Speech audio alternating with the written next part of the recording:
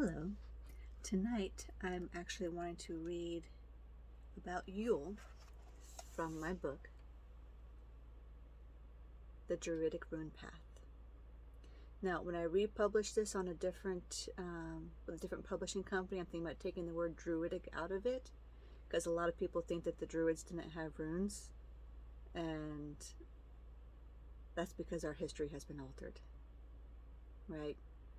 But people are not willing to accept that they have been lied to their whole lives. So, yeah. Okay. Which is kind of the point of me reading the Emerald Tablets, because those are the history. But Yule is the holiday that takes place in winter. It is the longest night of the year. This is the day of rebirth of the sun god, as the hours of sunlight start increasing the next day. The holly berry symbolizes birthing blood, which is why the berry is traditionally part of decorations for this day. As birth has happened, the crone now transforms into maiden. Some traditions put Yule as the new year, but darkness is what brings about change and the potential for the future.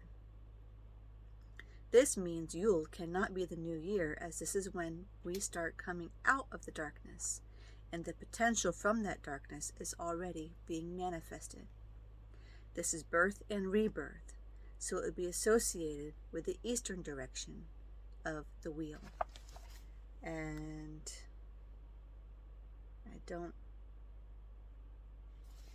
you can kind of see the wheel here on the front.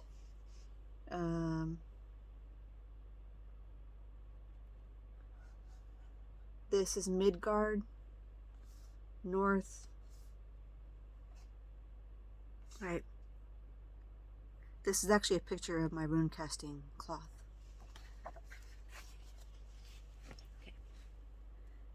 This is also when more light is brought into being, so candles are heavily associated with this day. This is often called the Festival of Light, as this is when the sun god is reborn. The full moon following Yule is the most powerful full moon of the year. As this is the last day of darkness before the days get longer, banishment can be done and is very commonly done at this time period. A common tradition is to write it down and place it in the fire. Mistletoe is a very revered plant, but hard to find as it grows on trees. Druids and children alike would go looking for it for the holiday, as it was considered a seed of the divine. The plant was so revered that if conflict was taking place below it, the conflict had to stop until Yule was over. It is considered an aphrodisiac. Today it has been synonymous with poison, so this tradition is almost dead. While it can be toxic if used incorrectly, proper education in the plant will ensure safe usage. The tradition of a candle in the window was to let passers-by know if they were cold or hungry, they were invited into the home for comfort. This was a huge candle that was carved, and the carving was facing the window.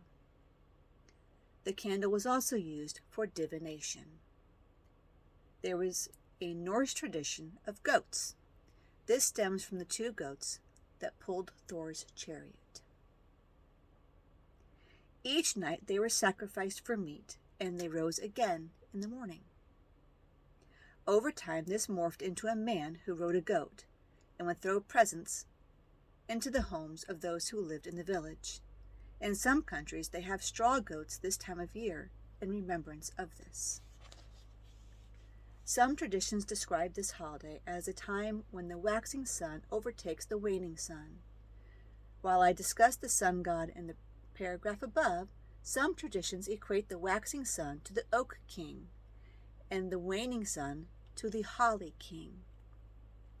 These are simply aspects of the sun god, where the holly king is the death aspect and the oak king is the rebirth aspect. This would mean the oak king can also be called the divine child.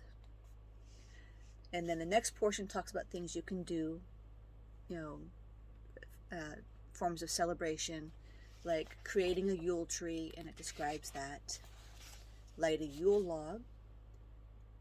Feast on foods such as nuts, fruits, such as apples and pears that are, you know, ripe around this time frame. Cakes that have caraway in them, cookies, cinnamon cakes, gingerbread, things like that.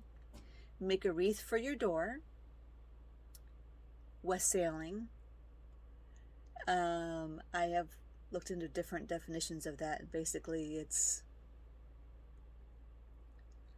I guess you could make it synonymous with caroling, but at the time it was, well, at one point in time, I should say, it was basically drunken caroling. They'd be, you know, off their rockers.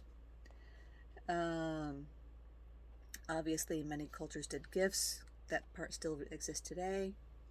Honor is also given to the fertility god and the god of harvest. Mainly the god of harvest because, you know, spring is coming soon. They wanted to make sure they had a good harvest coming up. For decorating, they would actually bring in branches from outside, which is why deck the halls with boughs and holly. That's where that comes from. Cutting off limbs and putting them around the house, and then eventually those would end up in the fireplace. Make evergreen and wheat stalk baskets.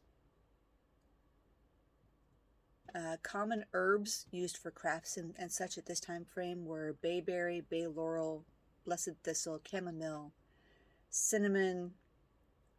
Got quite a list there. Rosemary is one of the things I have a close affinity with, if you've ever read my rosemary book. Then there's symbols in here of what are common. Craft of making paper snowflakes, of course. There's a craft in here for making starburst with paper.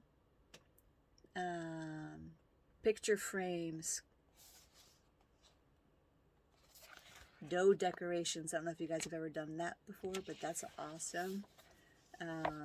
Make that salted dough. Use your cookie cutters. Put a little hole in there, let it dry for a few days, and hang those up. Simmering oils such as cinnamon, orange, pine, wintergreen, and ginger. If you play with the runes, Fehu, Sawul, and Tewaz. If you want to do a ritual at this point in time, because of the various things that I've discussed in this book,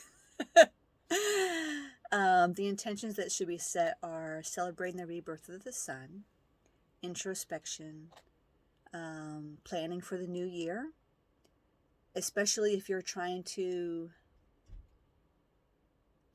have a really good year. You want to make sure that, because as the sun is, you know, getting ready to start getting, you know, more days of lightness, you want to take advantage of that last hour of darkness and put in as much intention for that new year as you possibly can.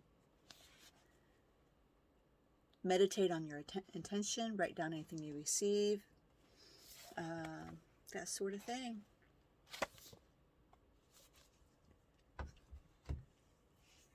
For me, generally I do a lot of the same things you do for Christmas, but I do them on Yule instead. One of the traditions, which I don't mention in that particular section, I mention it in the header for the holiday section. In days of old, the holiday started the night before, at sundown.